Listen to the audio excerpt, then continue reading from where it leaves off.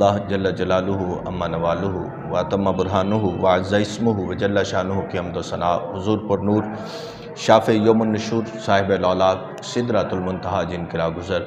اللہ کے پیارے اس گناہگار امت کے لاجپال آقا احمد مجتبیٰ جناب سیدنا محمد مصطفیٰ صلی اللہ علیہ وآلہ وسلم کے دربار گہربار میں درود و سلام کا نذرانہ پیش کرنے کے بعد میرے نہایت واجب الاحترام عزیز دوستوں، بزرگوں اور نوجوان ساتھیوں، حاضرین، سامعین، ناظرین، اللہ رب العزت کا بہت بڑا احسان ہے کہ آج ہم سیدتنا فاطمۃ الزہرا سلام اللہ علیہا، آپ کے فضائل اور آپ کے مناقب اور آپ کی ذات اور آپ کی شخصیت کو لے کے ہم چند باتیں آپ کی بارگاہ میں عرض کریں گے، کیونکہ سیدتنا فاطمۃ الزہرا سلام اللہ علیہا یہ ہماری کانفرنس ہے اور اس میں ہم نے آپ کے فضائل اور کمالات کو کچھ آپ کے سامنے بیان کرنے کی کوشش کرنی ہے کہ یہ وہ شخصیت ہیں، یہ وہ ہستی ہیں کہ جو کسی بھی تعارف کی محتاج نہیں ہیں کہ اب ان کا تعارف کروائیں کہ وہ کون ہیں۔ کون؟ حضرت فاطمۃ الزہرا، نبی پاک علیہ السلام کی بیٹی فاطمۃ الزہرا ہیں، حضرت علی رضی اللہ تعالی عنہ کی زوجہ محترمہ حضرت فاطمۃ الزہرا ہیں، حضرت امام حسین رضی اللہ تعالی عنہ کی والدہ حضرت فاطمۃ الزہرا ہیں۔ کون فاطمۃ الزہرا ہیں کہ آپ کے بارے میں اللہ رب العزت نے اہل بیت کو اتنا مقام، اتنے شان اور اتنا مرتبہ عطا فرمایا ہے کہ اہل بیت سے محبت، اہل بیت سے پیار، اور پھر بالخصوص اہل بیت کے جو ابتدائی افراد ہیں حضرت فاطمۃ الزہرا ہیں، حضرت امام حسن ہیں، حضرت امام حسین ہیں، اور اس کے بعد آنے والے امام زین العابدین ہیں، اور پھر دیگر جتنے بھی ان کے ساتھ محبت اللہ تعالیٰ نے اہل ایمان پر واجب قرار دی ہے۔ اہل ایمان پر اللہ تعالیٰ نے واجب کیا ہے کہ ان کے ساتھ محبت کریں، ان کے ساتھ پیار کریں، ان کے ساتھ ان کی قدر کریں، ان کا احترام کریں۔ کیوں؟ اللہ تعالیٰ کے حبیب صلی اللہ علیہ وسلم کا یہ فرمان ہے کہ اللہ کے حبیب صلی اللہ علیہ وآلہ وسلم نے ارشاد فرمایا، امام بخاری نے لکھا ہے، آپ نے یہ روایت سنی ہے، اور حضرت مسعود بن مخزومہ رضی اللہ تعالی عنہ آپ سے یہ روایت مروی ہے کہ نبی پاک علیہ السلام نے ارشاد فرمایا، فاطمہ تو بضعۃ منی، فرمایا کہ جو فاطمہ ہے یہ میرے جگر کا ٹکڑا ہے، تو جس نے اس کو ناراض کیا، فمن ابغضھا، جس نے اس کو کیا کیا؟ ناراض کیا، فقد ابغضنی، تو اس نے جو ہے اغضبنی، تو اس نے کیا کیا؟ مجھ کو ناراض کیا۔ جس نے حضرت فاطمۃ الزہرا سلام اللہ علیہا کو ناراض کیا تو فرمایا کہ یہ میرے جگر کا ٹکڑا ہے۔ اتنا مقام، اتنی فضیلت، اور قرآن میں اہل بیت کی شان کے بے شمار آیات ہیں جو نبی پاک صاحب الاولاق صلی اللہ علیہ وآلہ وسلم کے گھر والوں سے محبت کا درس دیتی ہیں۔ ان میں سے ایک آیت اللہ تعالیٰ نے خود ارشاد فرمایا، محبوب ان سے فرمائیں، قل لا اسألکم، کہ میں تم سے کوئی اجرت طلب نہیں کرتا، اجرن، کوئی اجرت طلب نہیں کرتا، الا المودۃ فی القربہ، یہ فی القربہ میں جو اہل بیت ہیں ان سے مراد حضرت فاطمۃ الزہرا ہے۔ فرمایا کہ میں تم سے احکام رسالت پہنچائے، تمہیں رسالت کی تبلیغ کی، تمہیں دین سکھایا، اسلام سکھایا، مذہب دیا، تو فرمایا کہ اس پر تم سے کچھ بھی اجرت طلب نہیں کرتا سوائے اس کے کہ تم کیا کرو؟ میرے اہل بیت سے محبت کرو، میرے اہل بیت سے مودت کرو۔ اور مودت کا جو ہے لفظ، محبت اور مودت میں بڑا فرق ہوتا ہے میرے محترم سامعین۔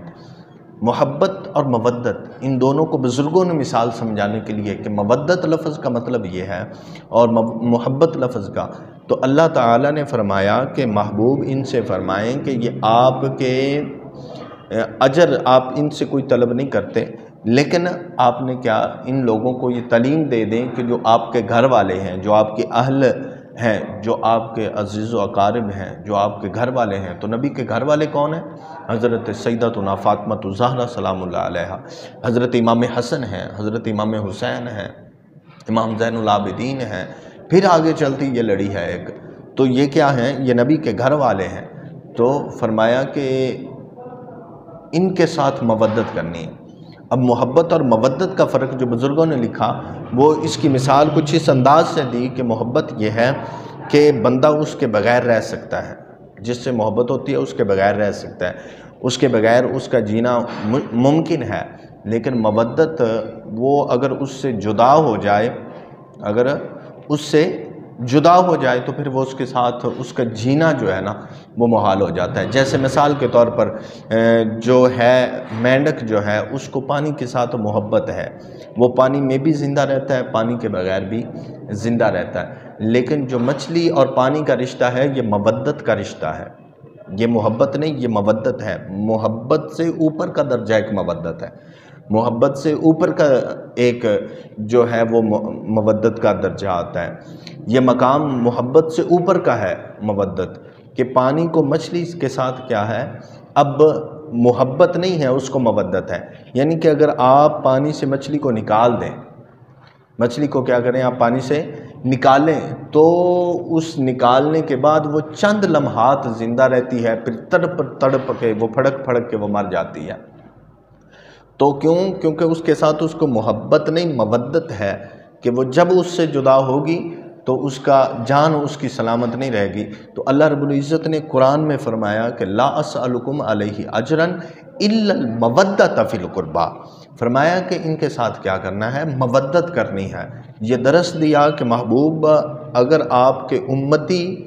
آپ کے گھر والوں سے اگر جدا ہو گئے تو پھر ان کا ایمان سلامت نہیں بچے گا، پھر ان کی جان سلامت نہیں بچے گی۔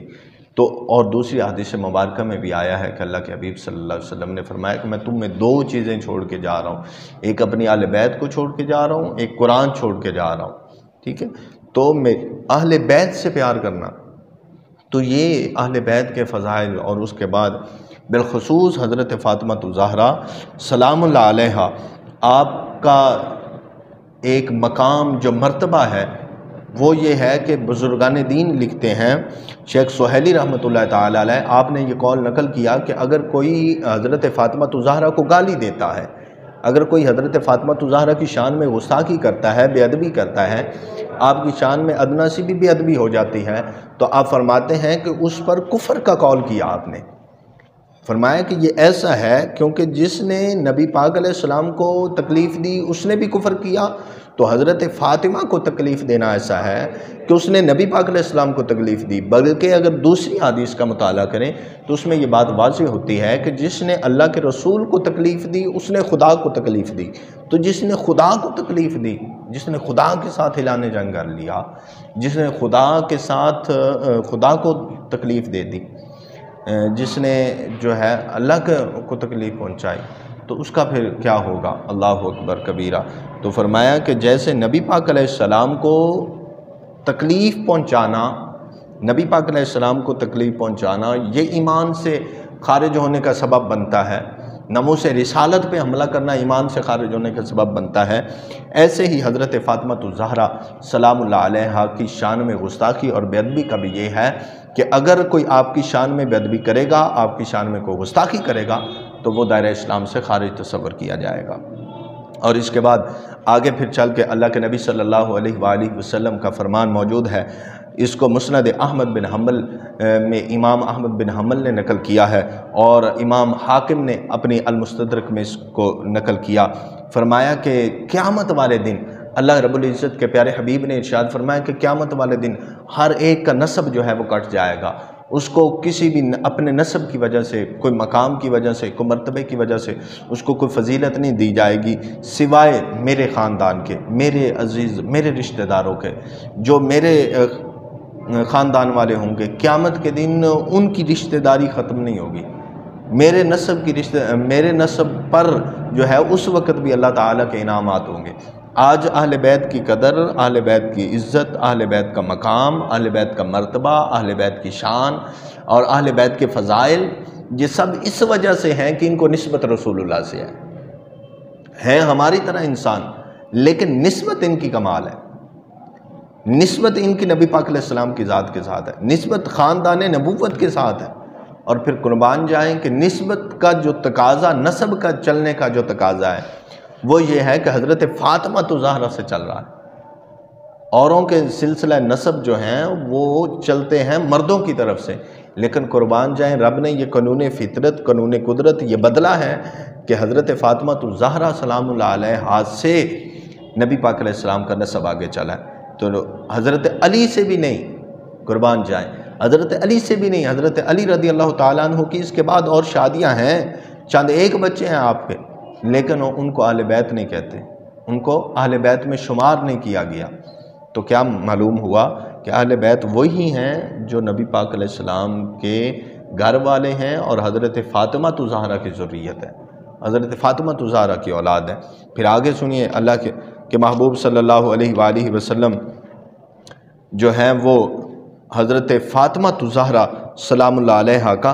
ادب اور احترام کس طرح کرتے تھے۔ اللہ اکبر کبیرہ۔ حضرت ابن مسعود رضی اللہ تعالی عنہ سے مروی ہے کہ فرمایا کہ بے شک فاطمہ کی عفت اور پاکیزگی کے باعث اللہ تعالیٰ نے آپ پر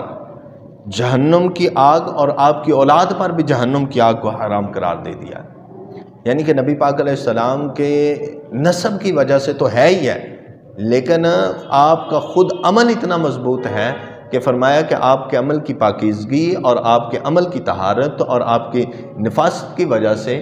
اللہ تعالیٰ نے آپ کو یہ مقام دیا ہے کہ آپ پر بھی آگ کو حرام قرار دیا اور آپ کی اولاد پر بھی، آپ کی آل پر بھی جو ہے وہ آگ کو حرام قرار دیا۔ اللہ اکبر کبیرہ۔ یہ آپ کا مقام ہے، یہ آپ کا مرتبہ ہے اور یہ آپ کا جو ہے وہ شان ہے کہ نبی پاک علیہ السلام نے اتنا آپ کو شان عطا فرمایا ہے کہ حضرت فاطمہ الزہرا، بلکہ ایک روایت میں آتا ہے اللہ کے محبوب صلی اللہ علیہ وسلم نے ارشاد فرمایا کہ ایک فرشتہ ایسا ہے، یہ روایت میں نے جب پڑھی تو یہ روایت مجھے بڑی پیاری لگی، اس میں جو ایک اور مقام حضرت فاطمہ الزہرا سلام اللہ علیہا کا، ایک اور مرتبہ، جو ایک اور شان، فرمایا کہ اللہ نے ایک فرشتہ پیدا کیا اور اس فرشتے کو مجھ سے ملنے کی اجازت نہیں تھی۔ نبی پاک علیہ السلام فرمانے کہ وہ فرشتہ مجھ سے ابھی ملا نہیں تھا، تو اس نے رب کی بارگاہ میں یہ التجا کی، درخواست کی کہ میں تیرے نبی سے ملنا چاہتا ہوں، مجھے اپنے نبی سے ملنے کی اجازت دی جائے۔ تو جب اس فرشتے کو نبی پاک علیہ السلام سے ملنے کی اجازت ملی تو اب سنیے کہ جب وہ فرشتہ نبی پاک علیہ السلام کی بارگاہ میں آیا تو پھر عرض گزار ہوا کہ میں نے صرف ایک بات آپ کو بتانے کے لیے مجھے پیدا کیا گیا،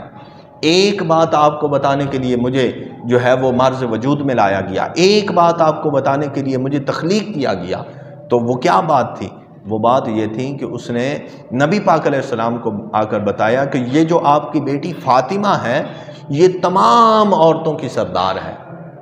یہ تمام عورتوں کی کیا ہے؟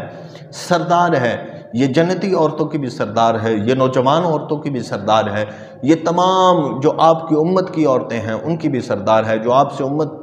کی امت سے پہلے جو عورتیں خواتین گزر گئیں یہ ان کی بھی سردار ہے، تمام عورتوں کی یہ سردار حضرت فاطمہ الزہرا ہے۔ قربان جائیں، ایک فرشتے کو پیدا اس لیے کیا کہ وہ حضرت فاطمہ الزہرا کی شان اس کے بابا کو بتائے۔ قربان جائیں، کتنی فضیلت ہے، کتنا مقام ہے کہ فرشتے کو اس لیے تخلیق کیا گیا کہ وہ حضرت، اس کا کام ہی اتنا رکھا گیا کہ اس کا کام اس کے بعد ختم ہے کہ وہ پیارے محبوب کو یہ حدیث، یہ بات جا کر بتا دیں کہ محبوب یہ جو آپ کے گھر میں بیٹی ہے جس کا نام فاطمہ ہے، اس کا مقام یہ ہے کہ یہ تمام عورتوں کی سردار عورت ہے۔ اللہ اکبر، اللہ اکبر، اللہ اکبر۔ اور اس کے بعد دوسری روایت حضرت علی رضی اللہ تعالیٰ عنہ آپ روایت بیان کرتے ہیں کہ رسول اللہ صلی اللہ علیہ وآلہ وسلم نے فاطمہ کے لیے فرمایا اور فرمایا کہ یہ ان اللہ یرضا لرضا کے، فرمایا کہ بے شک اللہ آپ کی رضا سے راضی ہوتا ہے، جس کے ساتھ حضرت فاطمہ راضی ہو جائیں، جس کے ساتھ حضرت فاطمہ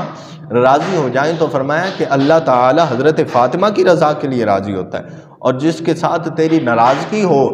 جس کے ساتھ فاطمہ ناراض ہو جائیں اس کے ساتھ میرا رب ناراض ہو جاتا ہے، اس کے ساتھ کیا ہو جاتا ہے؟ میرا رب ناراض ہو جاتا ہے۔ اللہ اکبر، اللہ اکبر کبیرہ۔ پھر آپ کا یہ طریقہ کار اور آپ کے یہ عادات کریمہ اور پھر آپ کا یہ جو آگے چلنے والا جو سلسلہ ہے یہ بہت اہم ہے۔ فضائل مناقب بے شمار ہیں، لیکن ہمارے لیے اس میں کیا درس ہے؟ ہم حضرت فاطمہ الزہرا سلام اللہ علیہا کو اپنی زندگی میں کیسے ہم لا سکتے ہیں؟ ہماری مائیں، بہنیں اور بیٹیاں اپنی لائف میں، اپنی زندگی میں جو حضرت فاطمہ الزہرا کی کنیز بننا چاہتی ہیں، جو در فاطمہ پہ جانا چاہتی ہیں، وہ اپنی زندگی میں کیسے کر سکتی ہیں؟ ہم دیکھتے ہیں حضرت علی رضی اللہ تعالیٰ عنہ کی ایک روایت ملتی ہے، آپ حضرت فاطمہ الزہرا کو آپ بیان فرماتے ہیں کہ یہ ایسا حضرت فاطمہ الزہرا سلام اللہ علیہ کا مقام اور مرتبہ ہے کہ اگر وہ چاہیں تو جنت سے 3 ٹائم کا کھانا ان کے لیے آتا۔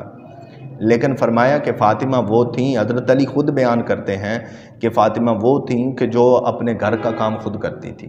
اپنے گھر کا کام خود کرتی تھی، یہاں تک کہ آپ چکی چلاتی، فرمایا کہ آپ چکی چلاتی تو آپ کے ہاتھوں پہ جو ہے وہ نشان پڑ جاتے، آپ کے ہاتھوں پہ سوزش اور آپ کے ہاتھوں پہ چھالے پڑ جاتے جب آپ چکی چلاتی۔ تو جب آپ پانی کا ڈول وہ کنویں سے نکالتی تو فرمایا آپ کے ہاتھوں پہ جو ہے نا وہ نشانات پڑ جاتے، بلکہ جب آگ جلانے کے لیے، یہ روایت کے الفاظ ہیں کہ جب آگ جلانے کے لیے آپ پھونک مارتی تو اس سے آگ سے جو چنگاریاں اڑتی وہ آپ کے جسم اطہر پر اس سے نشان پڑ جاتا ہے۔